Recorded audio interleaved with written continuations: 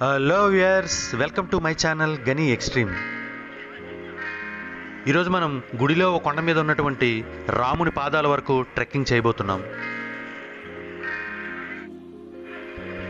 ఇది గుడిలో రాముని పాదాల దగ్గరకు వెళ్ళే దారి. ఇక్కడ మనం ఒక నేచురల్ దారిని చూడవచ్చు.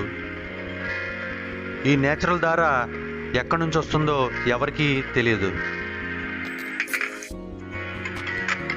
ఇక్కడ చాలా పురాతన కాలం నాటి శిల్పాలు ఉన్నాయి. ఈ గుడిలో ఉన్న గుడులకు కూడా ఎంతో విశిష్టత ఉంది.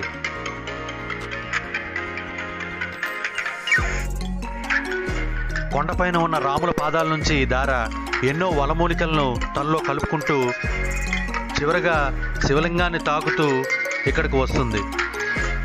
రాముని పాదాల దగ్గర మొదలైన ఈ దార కొండల్లో ప్రవహించి ఇక్కడ ఎండ్ అవుతుంది. ఇది ప్యూర్ ఆల్కలైన్ వాటర్, ఎన్నో ఆయుర్వేద మూలికలను కలుపుకొని ప్రవహిస్తుంది. ఈ నీరు సంవత్సరంలో ఒక్కసారి తాగినా చాలా మంచిదని భావించి ఇక్కడ వారు తీసుకొని వెళ్తుంటారు. ఇక్కడ చుట్టూ ప్రజలు జనం ఎన్నో కిలోమీటర్ల దూరం నుంచి ప్రయాణం చేసి ఈ నీటిని తీసుకొని వెళ్తారు. ఇలాంటి నీరే వైజాగ్లో మాధవధార, సీతమ్మధార, పంచదార్ల మరియు పుణ్యగిరిలో దొరుకుతుందని మేధావులు చెబుతూ ఉంటారు.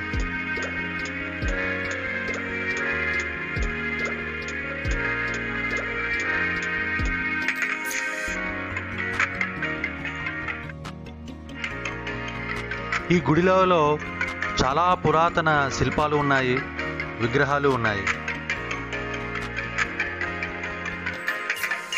ఈ గుడిలో ప్రసిద్ధ సింహాలయం, నారాయణేశ్వర ఆలయం, మాధవస్వామి ఆలయాలు కూడా ఉన్నాయి.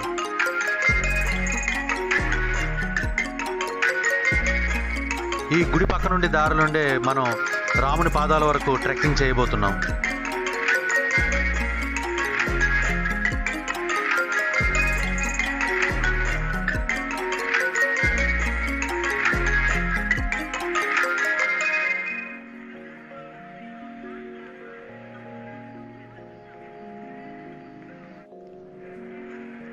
ఈ పురాతన ఆలయానికి మరమ్మతులు చేసి 1995లో పునర్నిర్మించారు.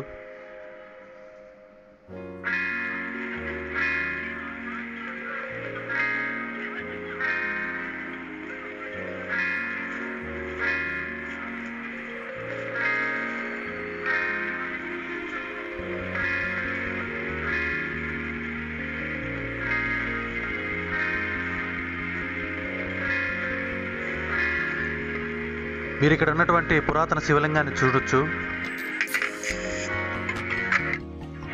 ఇప్పుడు దాదాపు మనం 3 కిలోమీటర్లు ట్రెక్ చేయబోతున్నాం.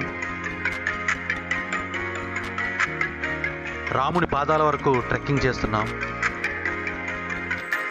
మనం ఇప్పుడు మార్గ మధ్యంలో ఉన్నాము.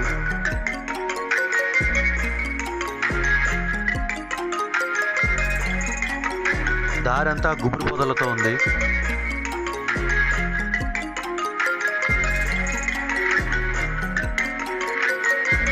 కొండ మీద నుంచి వ్యూ పాయింట్ మనం చూడవచ్చు.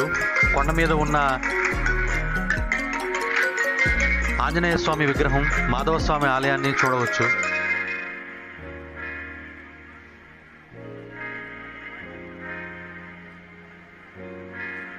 దారి పొడవునా చాలా ఎక్కువగా గుబురు పొదలతో నిండి ఉంది. దారి మధ్యలో 3 చోట్ల పెద్ద పెద్ద బండరాయిల్ని ఎక్కి వెళ్ళవలసి వస్తుంది. ట్రెక్కింగ్ కొత్తగా చేసే వాళ్ళకి ఈ మార్గం కొంచెం కష్టమే.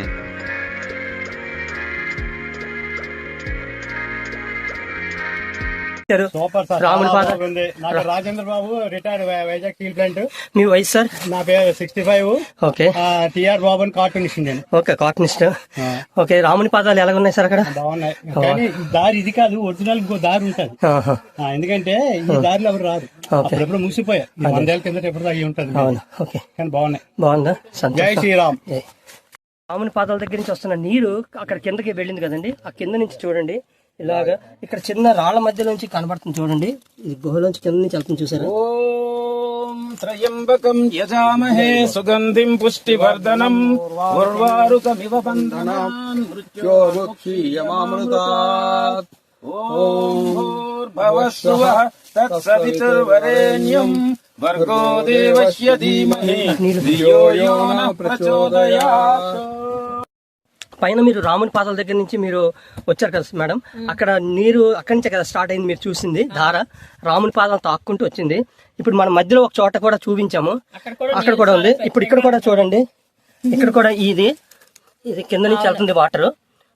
ఇది ఇగో చూడండి, కిందన వాటర్ వెళ్తుంది ధార.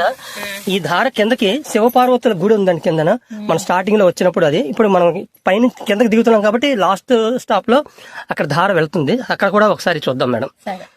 కనబడుతుంది ఆ లోపల కన్నంలోంచి మనకి జలధార కంటిన్యూస్ గా ఫ్రెష్ వాటర్ స్వచ్ఛమైన జలాన్ని మనం చూడొచ్చు. స్వచ్ఛమైన జలం ముందుకు వస్తుంది, అలాగొచ్చి ఈ చివరి కన్నం ఉందండి. ఈ కన్నం ద్వారా మనకి శివలింగం వరకు అక్కడికి నీలకంఠేశ్వర స్వామి వరకు వెళ్తుందండి. సో ఈ జలధారను కూడా మనం అబ్జర్వ్ చేయొచ్చు. ఇంత ముందు మన జలధార ఎక్కడి నుంచి వస్తుంది, ఎక్కడి నుంచి వచ్చేదని అనుకున్నాం. బట్ ఈ తొట్టిలో ఉన్న మా ఆకులు అలమలు అన్నింటినీ మనం శుభ్రపరచాకి చూస్తే అది ఉంచండి, అలా ఫిల్టర్ లాగా వెళ్తుంది. అక్కడ ఆకులు అలమల ఫిల్టర్ లాగా కట్ చేసి అందులోంచి వాటర్ వెళ్తుంది, ఓన్లీ ఫ్రెష్ వాటర్. అక్కడండి, అక్కడి నుంచి వాటర్ వస్తుంది. సో అక్కడ మనకి ఫ్రెష్ వాటర్ స్ప్రింగ్ అక్కడ ఉంది.